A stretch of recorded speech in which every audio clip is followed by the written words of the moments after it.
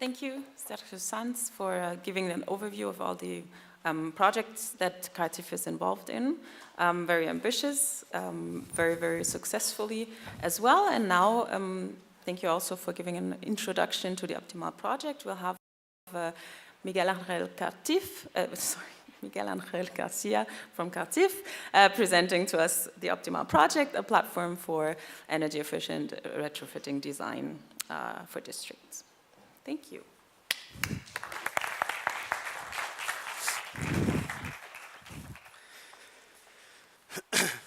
Well, good morning, everyone. Actually, CARTIF could be my surname, but it's Garcia for the moment. So, good morning, everyone, and welcome to this final conference of the OptEEmAL project. My name is Miguel. I have had the big pleasure of coordinating this interesting project, and I would like to start giving you the thanks for coming and welcoming you to this conference, in which we will try to show you some of the results that we have achieved through this implementation. We've been working in OptEEmAL for now for 42 months. We are actually ending this project in this month, and it's been quite challenging, as you will be able to see during the the presentations that we will have today, through which, we want to share with you all the different developments that we have carried out, and also we wanted to bring somehow some experiences from some keynote speakers that will be also sharing some ideas and some thoughts on which is the status of the building retrofitting sector in Europe. But let me start, before going into OptEEmAL and before explaining what is OptEEmAL about, let me give you a kind of overview and context of which is the situation. I guess you know very well these figures and these numbers that we are going to show. This is the first one, and it is the fact that the building sector is responsible of the 40% of the energy consumption in Europe, more or less the 40%.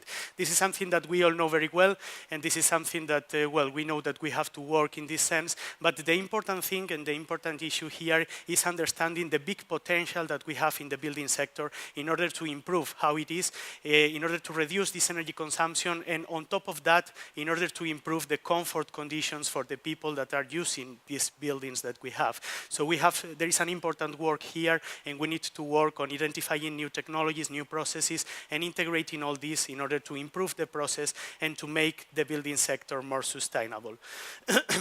The same related to greenhouse gas emissions. Also, the building sector is responsible of about the 36% of these greenhouse gas emissions to the atmosphere that are, as you know, provoking the climate change. So we need to work on this, on improving the energy efficiency, on reducing the greenhouse gas emissions on the building sector in order to make it more sustainable. If we have a look at these figures that we have here about which are the impacts that we have on the climate change. As you can see, the use of the buildings have the biggest impact on this climate change, so we need to work on improving the operation of the buildings and reducing the energy consumption during the use of the buildings. Obviously, we also have to work on the construction phase, on the end-of-life phase, but the important part is on the use, and when making a kind of zoom to this use, the biggest part is on space heating. So we need to work on reducing this consumption and reducing these greenhouse gas emissions that we are provoking for space heating of building, as well as on the other fields that we have. But which is the current situation on retrofitting the building sector? Well, we have a big building stock in Europe, and these figures here show that almost the 75% of the building stock is energy inefficient. This means not only that we are consuming a lot of energy, this means also that we are having bad comfort conditions for the people that are using these buildings, and these are provoking other kind of, indirect impacts. So we need to work on this inefficient building stock that we have, and we need to increase the rates of retrofitting that we currently have.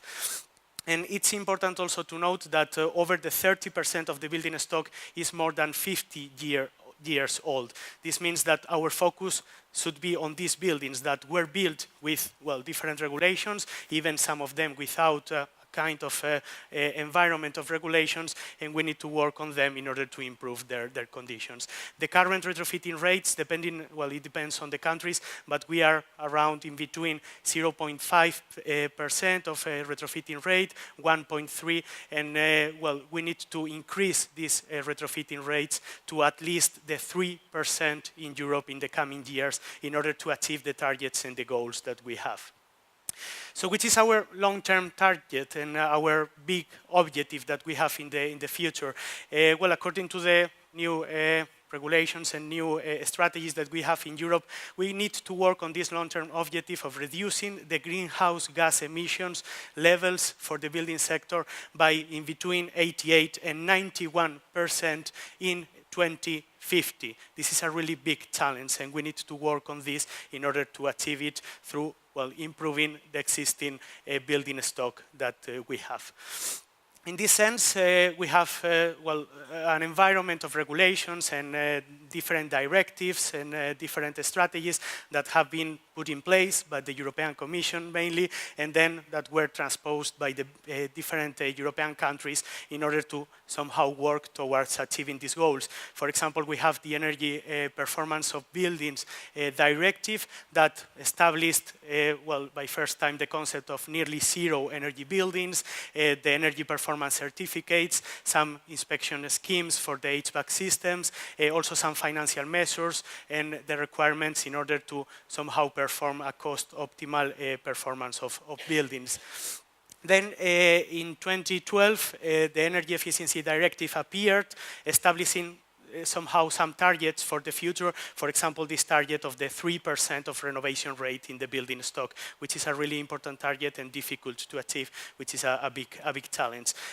Accompanying this with establishing long-term renovation strategies and with strategies in order to purchase only energy efficient buildings.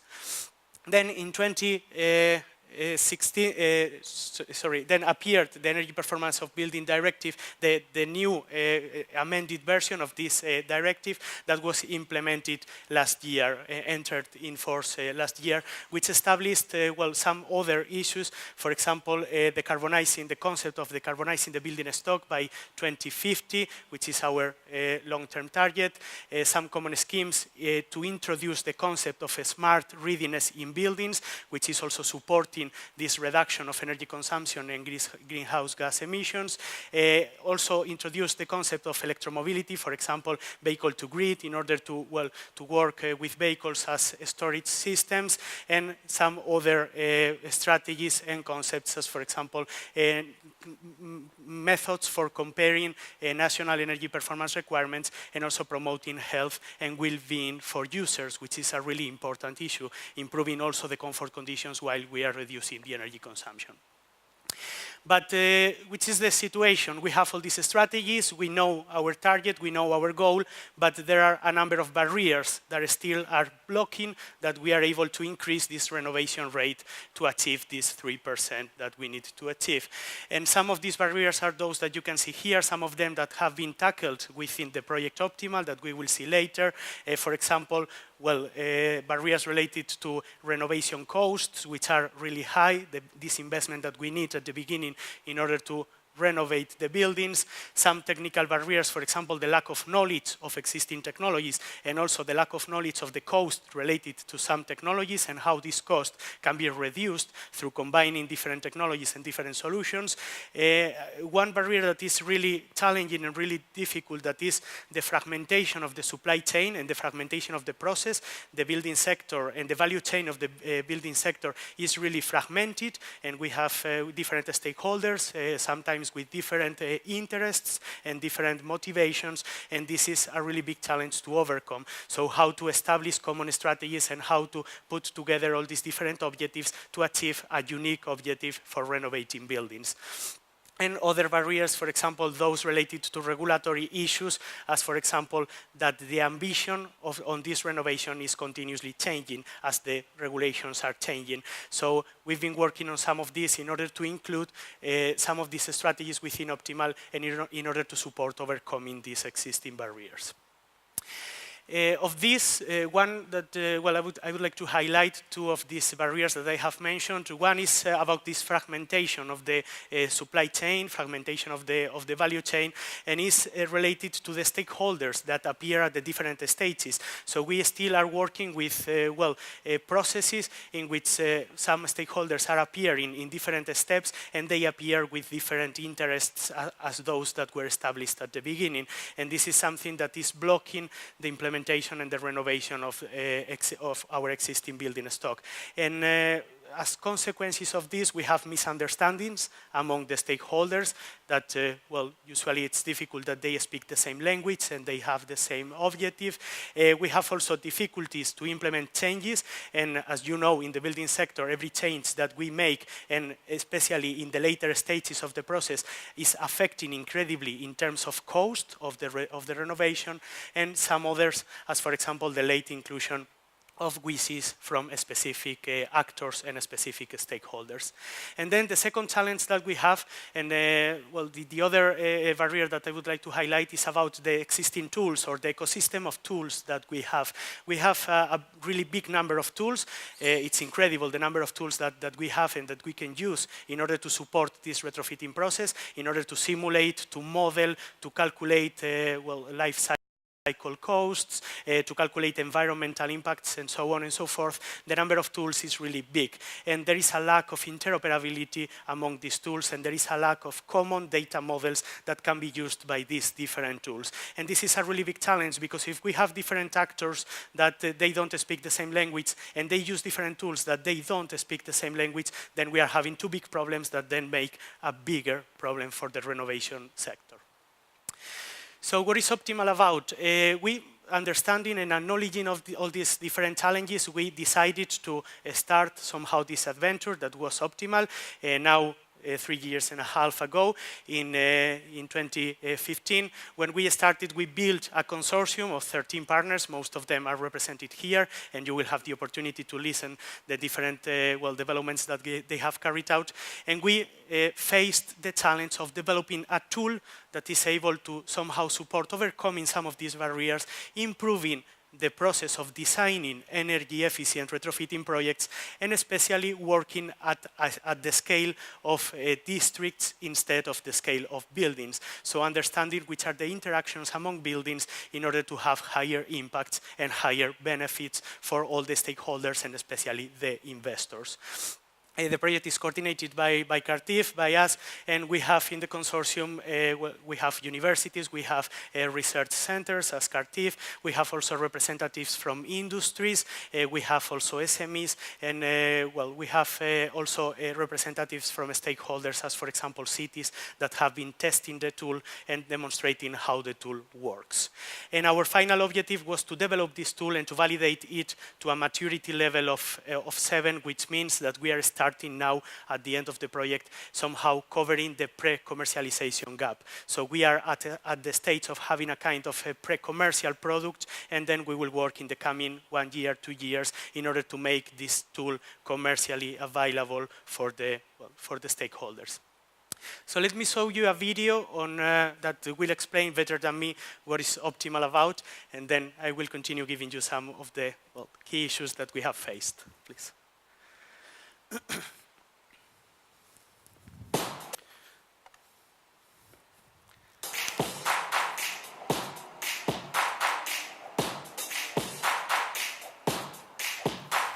Did you know that buildings are still responsible for approximately 40% of energy consumption in the EU?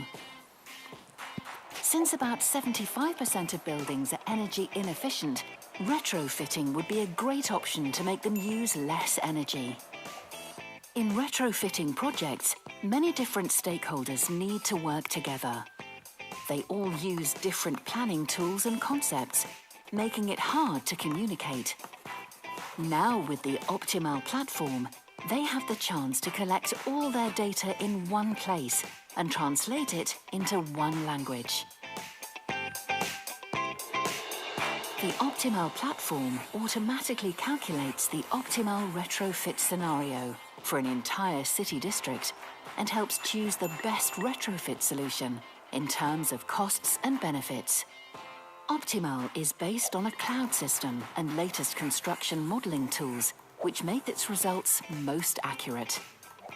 Involving all stakeholders during all project phases, the platform helps to avoid conflicts and reduces time and resources needed, thus saving at least 19% of the retrofitting costs.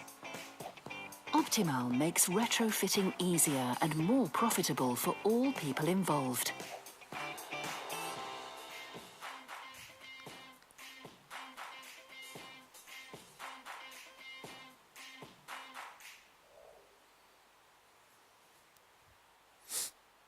Well, so this is what OptEEmAL is about. It's about providing a tool that is able to support the stakeholders on designing energy efficient retrofitting projects. So improving the process, including their thoughts, their priorities, and then establishing a common framework to use different tools in order to support this design of retrofitting.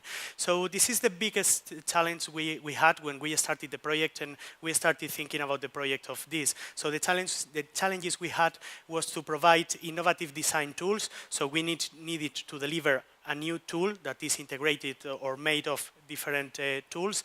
We needed to thought as about the renovation of buildings as part of a global energy system. So not thinking of buildings in an isolated manner, but thinking of buildings as part of the urban context and urban environment. Also to support the evaluation of retrofitting alternatives. This means defining these alternatives and then evaluating them based on using different indicators to ensure the interoperability among tools, considering different tools of this ecosystem of different softwares that we have and integrating them and ensuring their interoperability, and then to adapt the solutions to multidisciplinary work and collaborative work, so establishing the collaboration among these different stakeholders.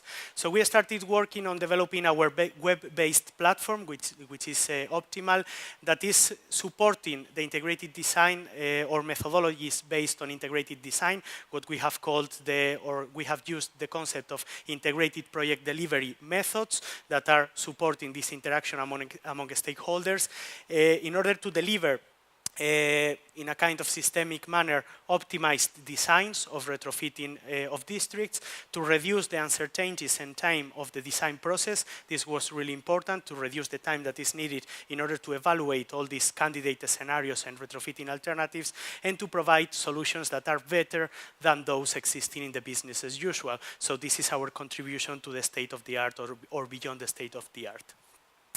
And we started thinking of what is a district and how to consider a district and this urban interaction between our building and those buildings that are in the surroundings. So we needed to make OptEEmAL and our tool understanding what is a district, and for this we defined a district as a group of entities, buildings, energy systems, and uses of buildings and so on that are having a kind of interactions or that an interaction is predicted to be in place after the retrofitting. For example, through connecting the buildings through a district heating network or through retrofitting the existing solutions in a kind of integrated manner.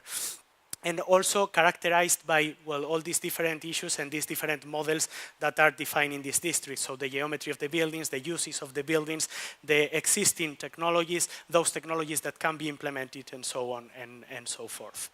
And then we established the main pillars in order to start working in our project that are these that you can see here in this slide.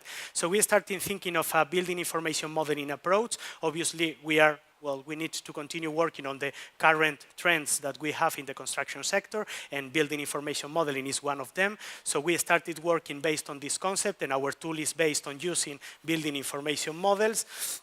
Then we implemented the integrated project delivery approach that is, a concept that is coming from the Architects Council of America, and that is establishing somehow how the processes of interaction among the stakeholders can be improved through communication, through even contractual agreements among the stakeholders, identification of responsibilities, sharing risks and costs, and so on.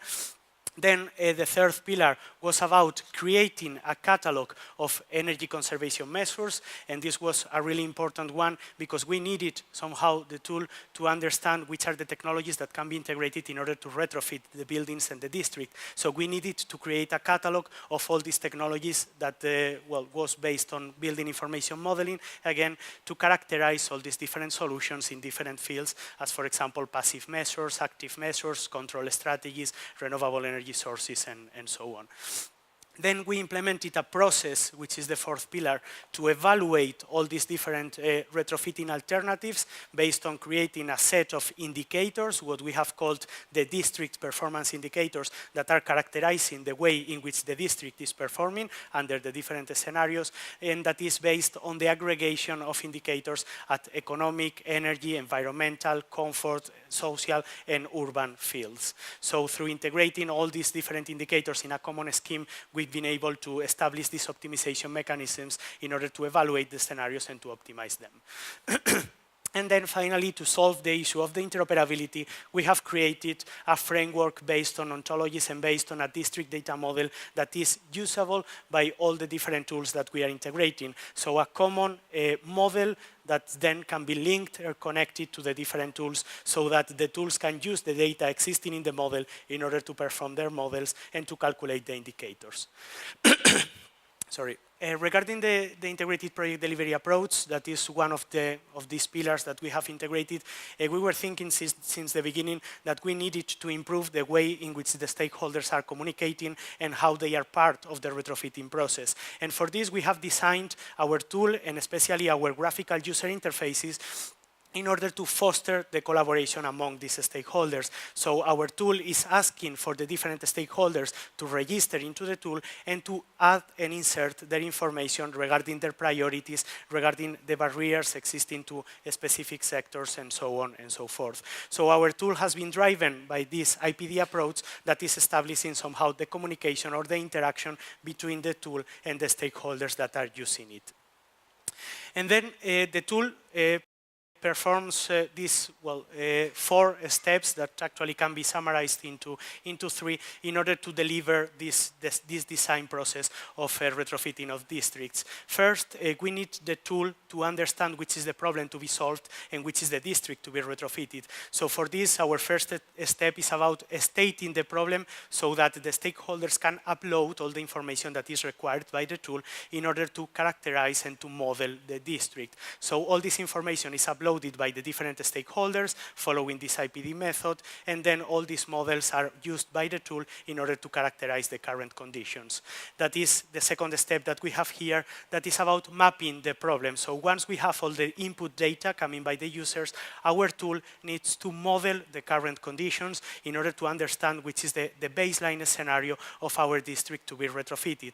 And for this, all this data is integrated, and then our first model is populated. So we generate the first instance of our district data model in order to characterize the current conditions. Then, after understanding the tool, which is the baseline scenario, the process of solving the problem starts.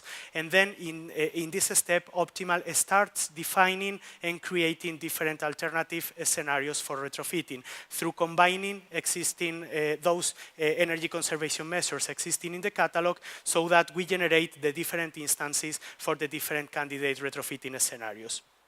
And then we optimize all these different scenarios based on the priorities established by the stakeholders, and at the end, we export all the information related to the final scenario that has been selected by the user.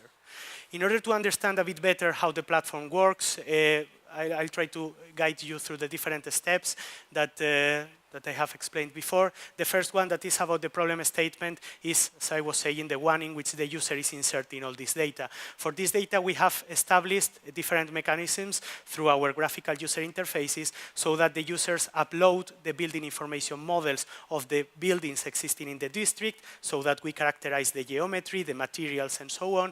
Then they upload a city data model in CTGML in order to model also which is the interaction among the different buildings and how well they interact. And then they upload other sources of information, for example, contextual data about existing barriers, about the existing energy systems, about priorities in order to optimize the scenarios and so on. Then the second step is about integrating all this data. So we populate, as I said before, our first instance of the district data model, which is the baseline scenario. And then we automatically launch simulations through different tools that can calculate the energy, the comfort, the economic indicators, and so on, so that we can evaluate which are the current conditions of the district. So these indicators for what we call the scenario 0, that is the baseline. Then we start and we launch the process of generating scenarios and optimizing them, and then the optimizer starts getting data from the catalog that we have for energy conservation measures, and then through combining strategies, for example, passive measures, active measures, control strategies, and so on, for example, insulation, with changing the boilers, with integrating solar photovoltaics and solar thermal, we create all these different scenarios, and we evaluate, well, obviously we populate the different models for these scenarios, and we calculate the indicators for all these different instances that we are creating, so that we start a loop in order to optimize all these different scenarios based on the priorities that have been established by the users of the tool at the beginning, so that we can reach those that are the best scenarios based on the conditions that the users have established. For example, limit of budget, priorities to reduce the greenhouse gas emissions, and this kind of boundary conditions. And then finally, once we show the list of best scenarios to the user selects the one that is the best one according to their priorities, and all this information is exported at the end of the process. Let me just give you, three of the technical challenges that we have solved in order to integrate all this, and then we will see all them during the presentations that we will have today. The first one is about the district data model. As I was saying at the beginning, interoperability is one of the biggest challenges that we have here. So we have information coming from different sources. We have IFC models coming from being authored in tools, for example, Revit or ArchiCAD or whatever. Then we have contextual data coming from the users. We have a CTGML model that is representing the urban scale and the interaction among buildings, and all this information needs to be integrated so that the tools can use this information. So then our first, one of our challenges was to create this district data model that is able to merge all this data, to link all this data, and then to represent the district for the different instances that we are creating, so that this information can be used by the tools. About the tools, we had the challenge of having a big set of different tools that can calculate different indicators. Finally, we selected a number of tools, and we have integrated mainly 4 tools, Energy Plus, in order to calculate the indicators related to the energy performance, an HVAC tool that we have developed in order to calculate those indicators related to the consumption and related to the optimization of the control strategies, an economic tool that has been developed by the project as well in order to calculate the economic indicators, and an existing tool that is Nest, developed by one of our partners, that is able to calculate the environmental indicators. So all these 4 tools have been integrated within OptEEmAL, and through the district data model that we have, we are able to populate the models for these tools and to automatically calculate the indicators that are resulting from these tools.